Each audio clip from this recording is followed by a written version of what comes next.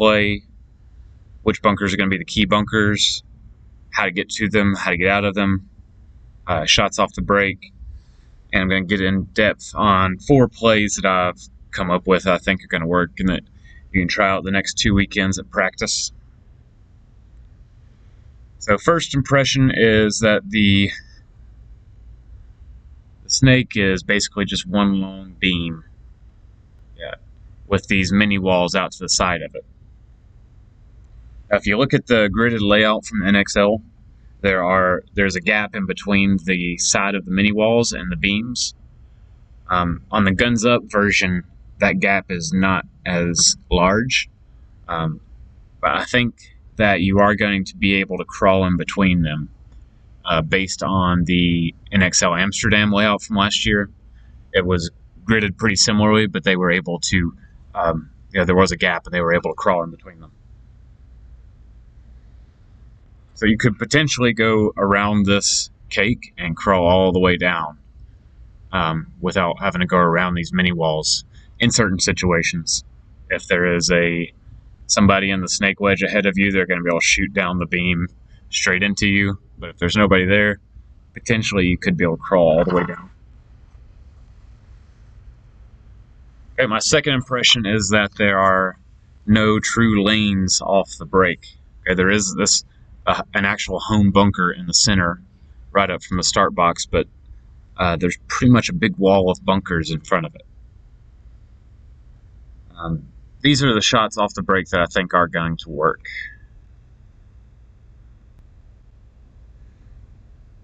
So from home, going right over this brick, right inside of that snake side tower that I'm going to call the feeder, because it's the first bunker into the snake. Some people call that the god. So this shot right over the brick is going to drop in there if you're quick with it, and it's going to hit anybody that is going out around the tower, out wide to the corner or to the snake, or if they're going in high and slow to that feeder. It is kind of a quick lane because it's pretty close to the box, but I think that shot will be there. From the Dorito side of home, I would put my first 5 balls right at the corner of where the brick and that stand-up wedge meet. For anybody, this would be anybody running out to the corner, but also if they're kind of going wide or up high to the Dorito one. And then after that, let's see if I can get a better angle.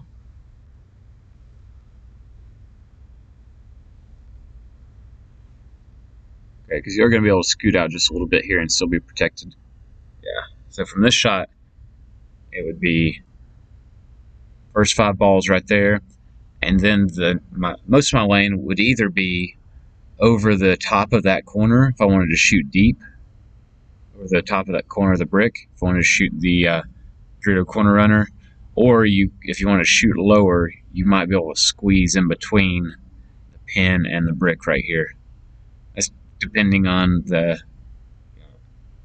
actual field, how it's gridded. There might be some differences there, but looks like you might be able to put paint right there to catch anybody trying to dive into that Dorito too.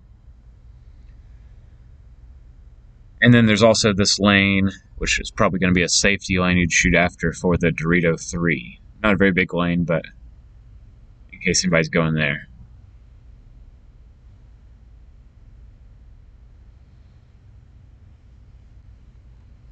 There is a blind spot over here on the snake side that you can block out the home with. And here you now have that same lane inside of the feeder without having to shoot over the brick.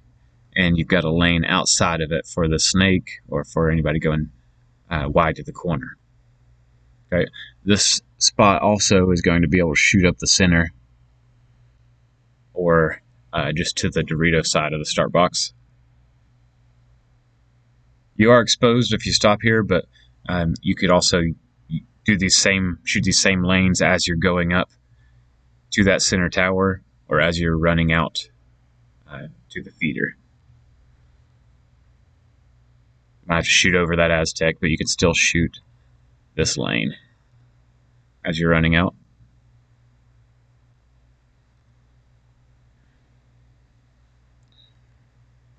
On the Dorito side, so there's a spot that is about 2 steps away from the start box from here, and it's kind of the same thing. Either you can stop here, you can shoot these lanes as you're running out to the D side, maybe to this tall cake, or to the D1 or to the D corner. Back at the feeder over the brick, shoot up the center. Anybody going to that center tower? And then you can also shoot straight ahead for anybody that's kind of rounding and going wide to the center tower, the center wedge, stand-up wedge. And then also from right here, you can shoot that gap for the Dorito corner and the Dorito 3.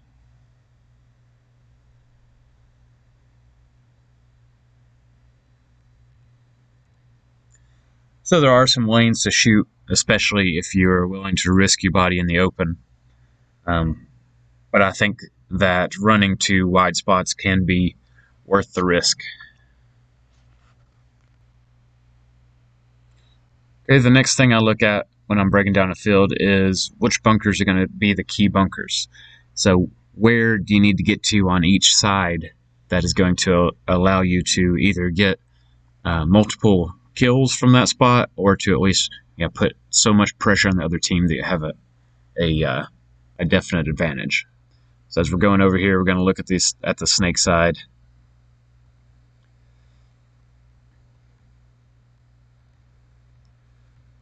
Okay, so from the snake one, you have inside shots, but you're not going to be able to put a lot of pressure on anybody as far as, you're not going to be able to shoot anybody out from here. From the snake 2, definitely putting pressure on that tall cake, but I think they're still going to be able to hide from you. This isn't going to guarantee a G right here. As you get up to the snake 3, this first mini wall, so you've got shots on both bricks, the stand-up wedge, the Dorito side can, which is, if there's anybody there, probably going to shoot them, the Dorito 1, and that tall cake again. And from right here, I think you're going to, if there's somebody in that can, you shoot them out. But these other 3 spots, the stand-up wedge, the Dorito 1, and that tall cake, I think they're still going to be able to survive with you here. Okay, but as we go up to the next one, at this point, I think this is going to be the key bunker, because you definitely got a great shot on the brick here. The Dorito 3, the stand-up wedge is probably going to be gone if he's there. The Dorito 1, they might be able to hide from you, but you're putting so much pressure on them that they're not going to be very effective. Looking at the inside more, you've got the Snake Aztec, the center tower, and the home. Okay, I think you're definitely going to be able to shoot out the home from here. And then also, if you back up, you're going to be able to shoot out that cake. Okay, up into the next one. Does it give you any more shots? Now you have the Dorito 2, the Dorito 4. But I would consider this the Snake 4 here, the second mini wall, as the key bunker, the first spot you get to where you're really going to put a lot of pressure on the other team and probably get 1 or 2 kills from here. Now, of course, the farther you get up the snake, the better. The better angle you have on people, but I think the first team to get to the second mini wall is going to have a big advantage. Okay, let's move over to the Dorito side.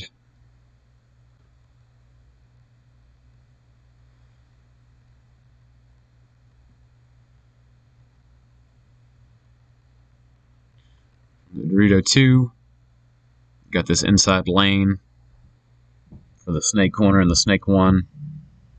and for that 50 brick.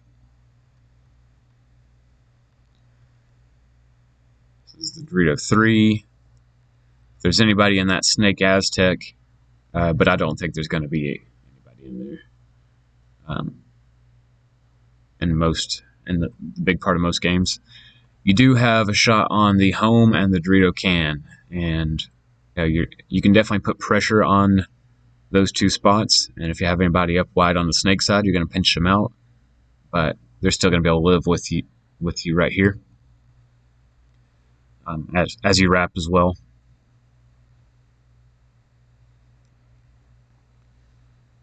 The Dorito 4. Okay, you've got shots on the Dorito side brick, the Snake 1 wedge, the stand-up wedge, and I think you're going to be able to back up. And as long as that Dorito, the Dorito 1, you're going to have to watch out for him, but you're going to be able to shoot the home in some situations. Wrapping around, you got the Dorito 4, the Dorito corner, Dorito 1. Okay, so you've wrapped around here. If there's anybody in that Dorito can, they're going to be gone. And then you also have the stand-up wedge and the Snake feeder. Yeah, the Snake feeder from here. So this is a pretty good spot, but I don't think that this is going to be a key bunker. You're putting some pressure on players, but I don't think there's any guaranteed kills from here. That will probably come from once you get onto their side. Once you get onto their side, their side Dorito 4. You got that Snake tower, the feeder there. Both shots on the bricks and these Snake knuckles as well. So with those mini walls, they're spaced out from the beams. So your Snake players are probably going to be playing those mini walls more like, kind of like there wasn't a beam there. So you're definitely going to have shots on them. If they're really low, maybe not, but you're going to be able to shoot them so much that they can't pop up, or force them to basically play the outside of that wedge. Okay, and wrapping around with this bunker. Okay, so you're going to be able to shoot out the home for sure, the Snake tower, and that center tower as well. Okay, so I would consider this bunker really the bunker you want to get to on the Dorito side.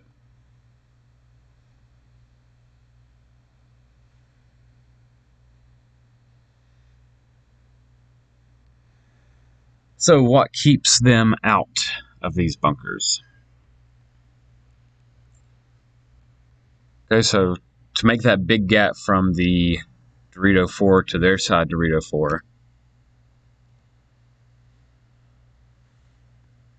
right, there's the tape, so the Dorito 4, the Dorito corner, the Dorito 1, maybe the Dorito 2, if he's standing up wide, the Dorito can, stand-up wedge, the Snake feeder, the Snake 1, and the Dorito side brick are all going to be able to keep you from making this move up here. Okay, also the Snake 2, the center tower, the Snake 3, as you get closer up there. So there's going to be a lot of bunkers that are going to be able to keep you out of here, and nobody really to help you put those spots in. So the Dorito side is definitely going to be a wait for your opportunities to make that move. Okay? You're probably going to have somebody on your team making moves up the Snake side to get attention on them for you to really be able to be productive on this side. Okay, on the Snake side, okay, so let's say you make it into the Snake. How do you get into that second mini wall, the Snake 4?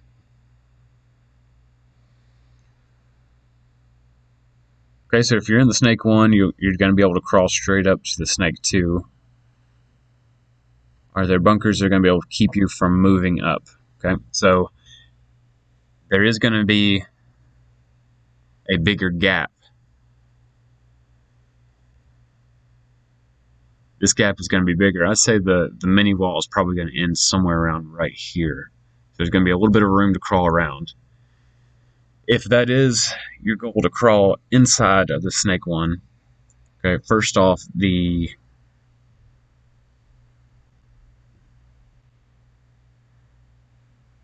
snake side 50 brick is probably going to be able to shoot down at your pack as you're crawling around the cake, trying to get in tight to the beam. The stand-up wedge might have that same shot down on you. You might be able to get low enough to stay out of that.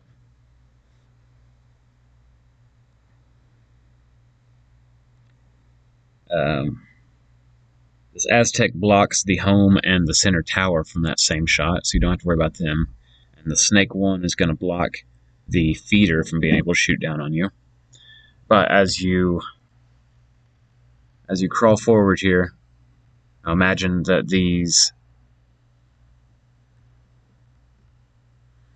if you imagine that these mini walls aren't sticking out this far, if there is anybody in the snake one, they're going to be able to shoot right down the inside of that, keep you from crawling around to the inside. Okay. There's also, if anybody is in the corner, I think you're going to be able to crawl around one or two, but eventually, let's go back to the corner to take a look at that. Okay, so if they are, by chance, able to come up on the inside and shoot over this cake down on the inside of the beams, I think you're going to be safe crawling up there. Maybe not to the last one or two knuckles, but to your snake 3 or to your snake 4, I think this isn't going to be a problem. Okay. This corner is definitely going to be able to keep you from crawling around the tape, though, as well as some other bunkers are. We'll talk about in just a second. Okay, so let's say that you're in the snake 2 and you want to crawl out into the wedge. Okay, so that is where definitely I think both the 50 brick and the stand-up wedge are going to be able to shoot down on you as you crawl from this cake knuckle into the mini wall.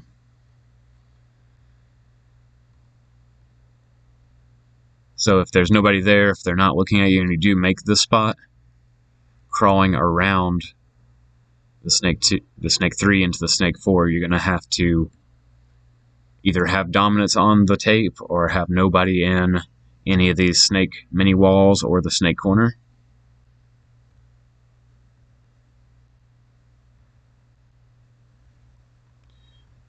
If you're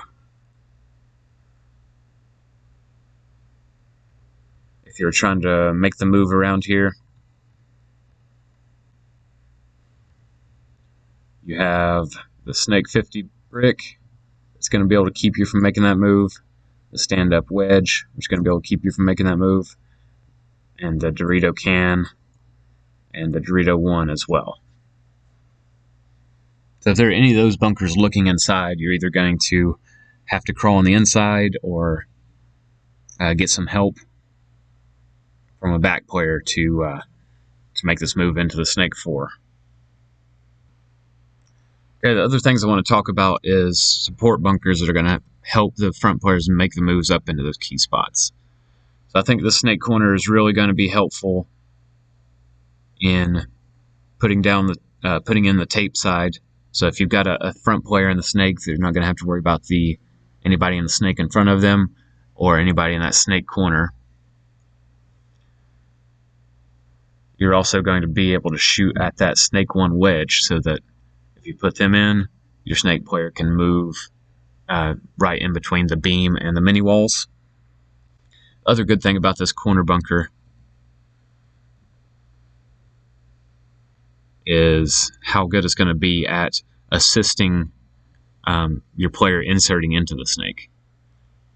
So you've got the corner, the snake 1, blind shot at the feeder, blind shot at the snake tower, and you could even look inside and put paint on any bunkers from the Dorito side that might be looking inside and stopping this gap. You'll be able to blind shoot the stand-up wedge there. So there's a lot of bunkers that you can shoot at to assist your player moving up into the snake. So I think the snake corner is going to be really important. Let's say you have a player up in the snake 2 or the snake 3. Having somebody in the snake 1 to help them is also going to be helpful.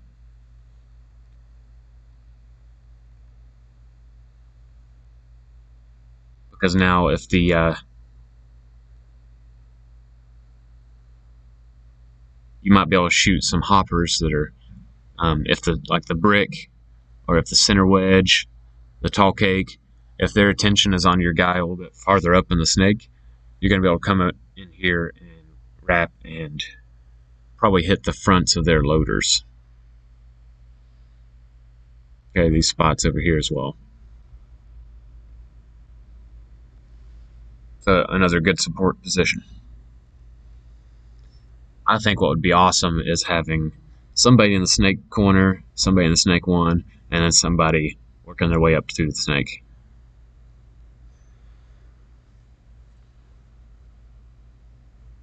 Okay, let's look at the Dorito side corner.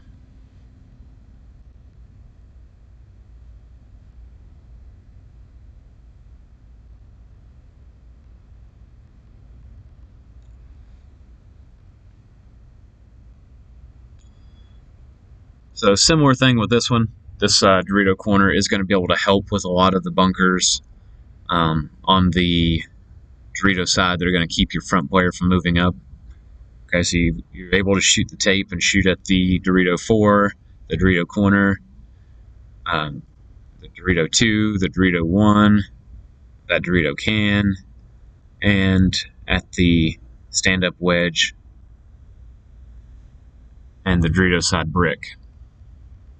If you look inside, you're going to be able to shoot the snake side brick as well. And you got a good lane on this whole snake insert lane here in the snake corner. So this is a good position to support your front player. The last thing I want to talk about is potentially the benefits of the center.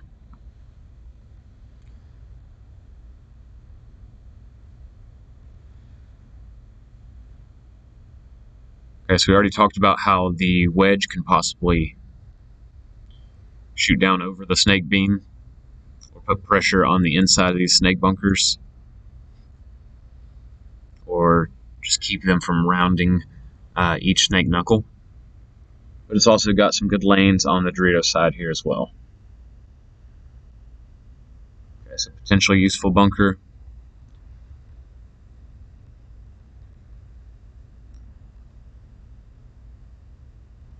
Dorito side brick has some good lanes on the Dorito side.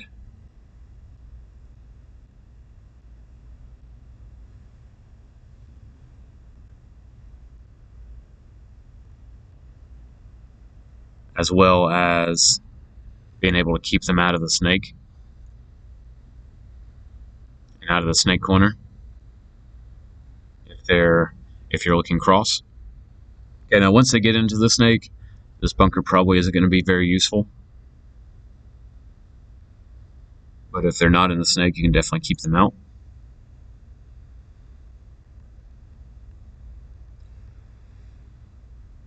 Okay, and the snake side brick has some good shots to be able to stop the D side.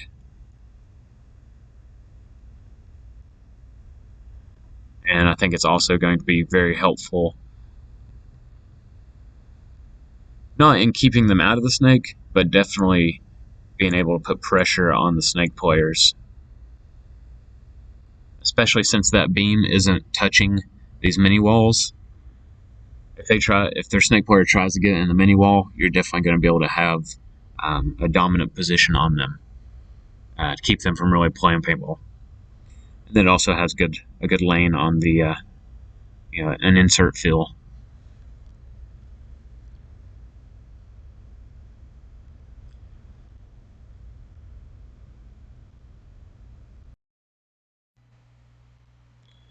Okay, I'm not going to go over the shots from every bunker, but something I will say is that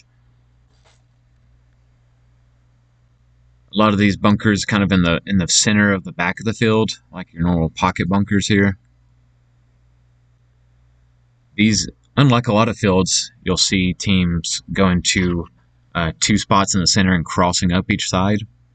I don't think that's going to be possible on this field because these spots don't really have good cross shots. Okay, there aren't any shots over here or from these bunkers across to the snake side. Keep them out of the snake. So I think this field could potentially play a little bit more heads up at the start. The home does have good lanes on, not great lanes, but enough lanes to be able to stop movement on the Dorito side. With that being said, I think there will be opportunities to get up in the center, since bunkers aren't being crossed up.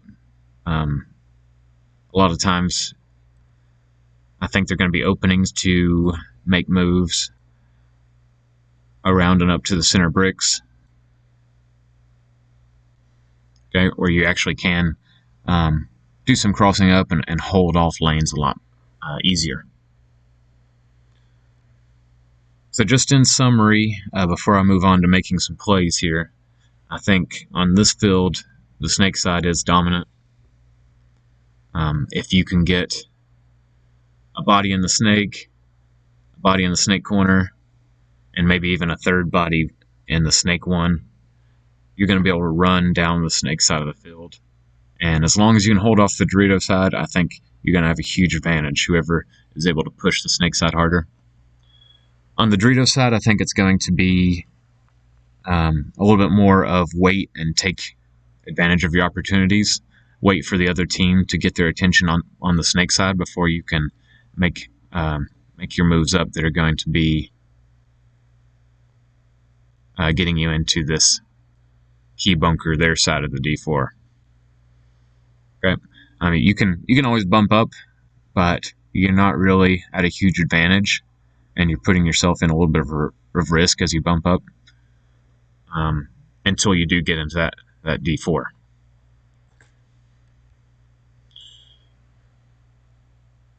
Okay, also I think this might be a little bit crazy, but if you can get 2 center players crossing up, I think that play is going to be awesome as well, especially if you're still able to have a snake side push. So let's look at some plays. Okay, what I think is going to be the base play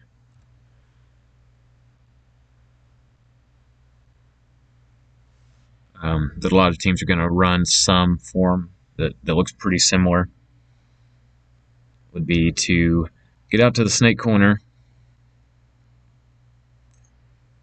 have 2 at home, they're going to be shooting.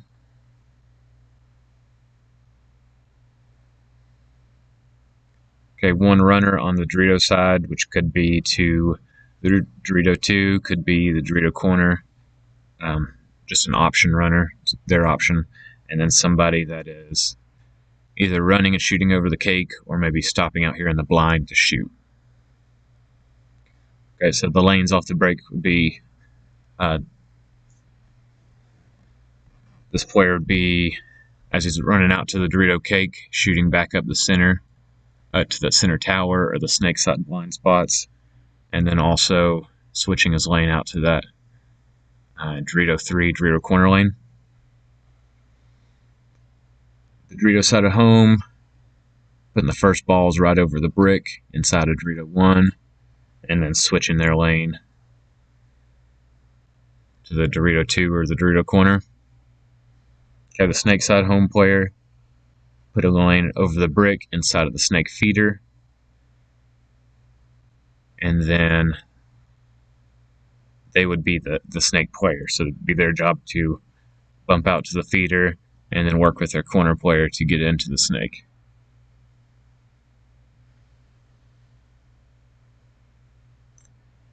Okay, so this is kind of as a base play, but it's still a, you want to push the snake type of play. So when I think of a push, I think of having 2 guys wide on this side that their goal is to wrap and go and get down the field. And on the other side, we've just got 1 body that is holding the lanes over here. Okay, and then these other two Dorito players, I think they can switch off back and forth. But really, why I sent this guy out to the either Dorito corner or the Dorito 2 is because both of those spots have good cross filled lanes to be able to stop some movement either up to the 50 brick or to be able to help and keep people out of the snake.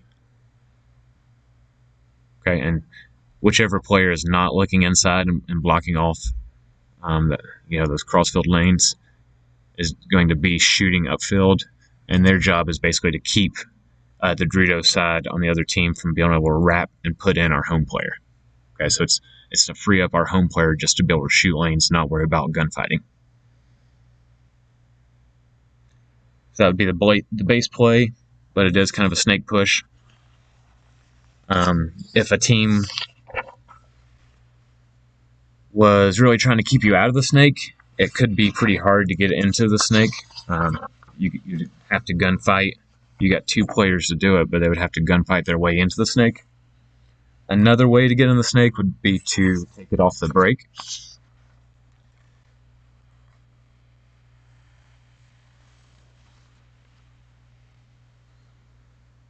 Okay, so sending a snake off the break, I think you would run inside and in front of this snake feeder because the paint that's going to be coming at you is going to be coming high over the brick, so you might be able to run under it.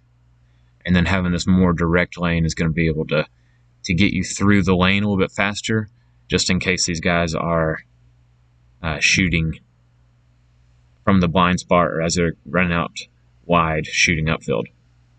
So I think the best way to run would be to run in front of the tower and dive in. And I think that's going to be there and worth the risk sometimes, at least.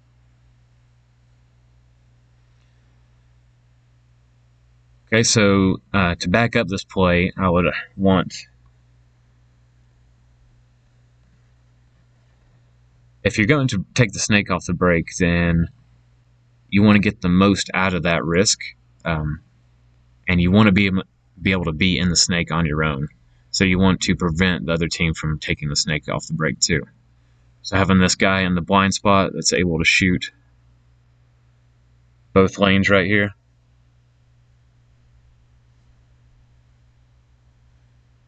Just concentrating on keeping them out of the snake. And then bump over into the feeder and possibly into the snake one or into the snake corner to support the front player. Okay, other spots on this play would be preventing what this guy would be doing. Okay, so any paint that is coming towards the snake side to shoot our snake runner, we need to have a protection lane right here. So this guy that's going out to the cake, maybe he could stop right here. But his job would be to make sure that nobody is able to just stop in that blind spot and shoot for our snake runner.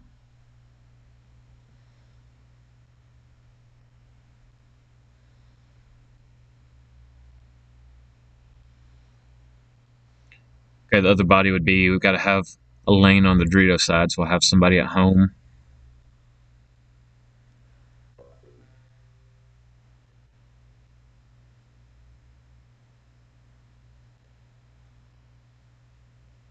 Okay, lane on the Dorito side, and then also getting somebody out wide on the Dorito side. This could be either Dorito 2, Dorito corner, or if we want to be a little bit safer because we are risking a body on the snake side, to the Dorito 1.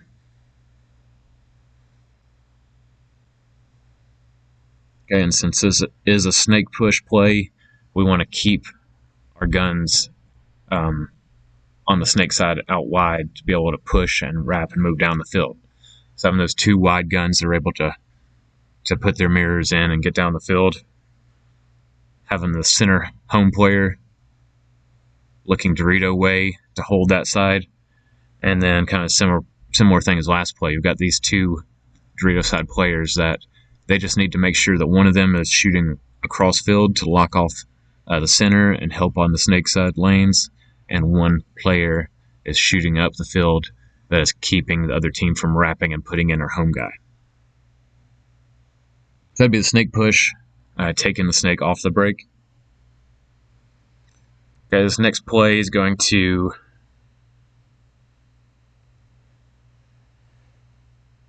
it's still going to be a snake push play, but this is going to be using the center more, not breaking the snake. So let's go over this one.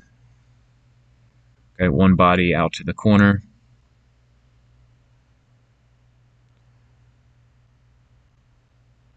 Doubling up home off the break.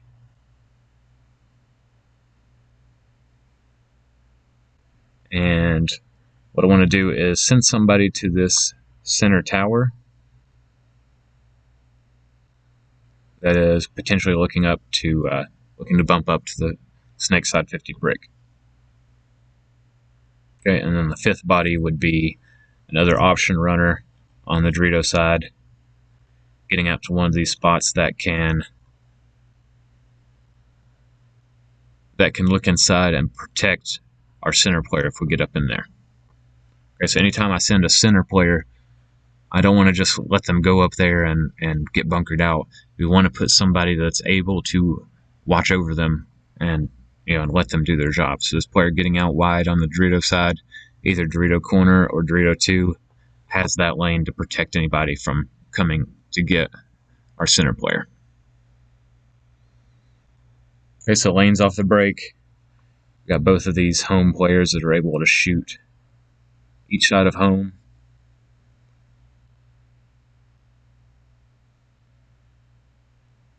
And then as the center player is running up, they can shoot both sides of the center.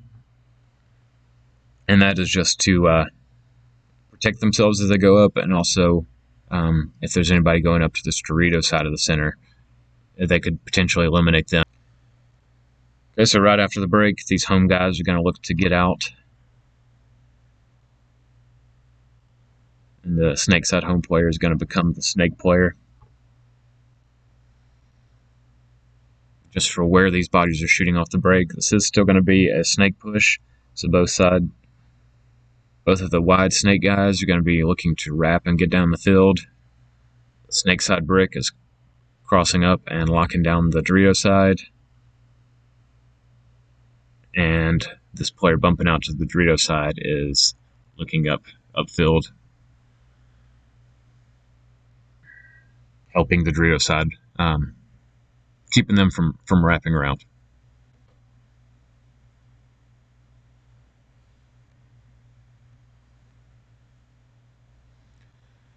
Okay, one other play that is going to be a little bit risky, but it just might be awesome. Sending a player to the snake 50 brick off the break, and then another player up to this other brick, but delaying. Okay, so eventually we want to have these two bricks be able to cross up and lock off both sides of the field. How I think he's going to get up here is getting out to this Dorito cake, and then filling up to the stand-up wedge, wrapping around at the snake feeder, and then hopping over. All right, now to assist him with that, I want to send somebody to this Dorito corner. And their job is, as soon as they dive in, to shoot inside at the snake corner and at this center tower to help our guy that's delaying up to the brick. Okay, so that way the only crossfield shot this guy has to worry about is that snake feeder.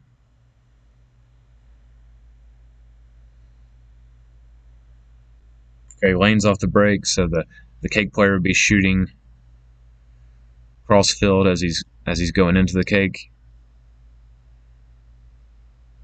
And we have two more bodies. One player at home, and then one player at the snake feeder. Okay, so the home player shooting the Dorito side off the break.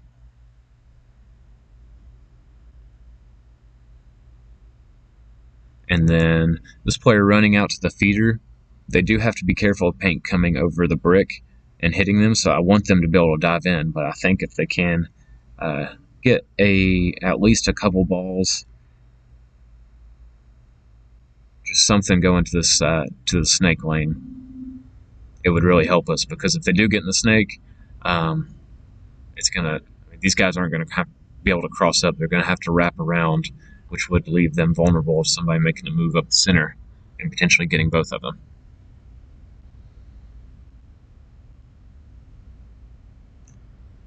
Okay, so we've got these two guys. Once they get up to the bricks, crossing up. If everybody makes it alive, and we don't have a snake,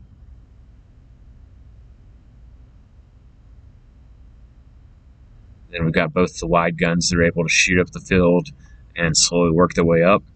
And we've got this other player that's at the home that he can assess which side needs help more, or if we lose anybody off the break, like let's say if we lose the snake feeder off the break, he can fill that spot. If we lose the Dorito corner off the break, he can fill over there. And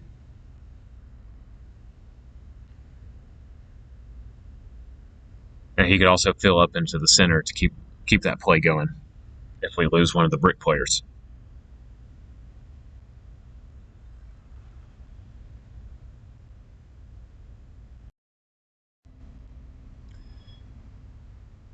So I think that's a good stopping point for now.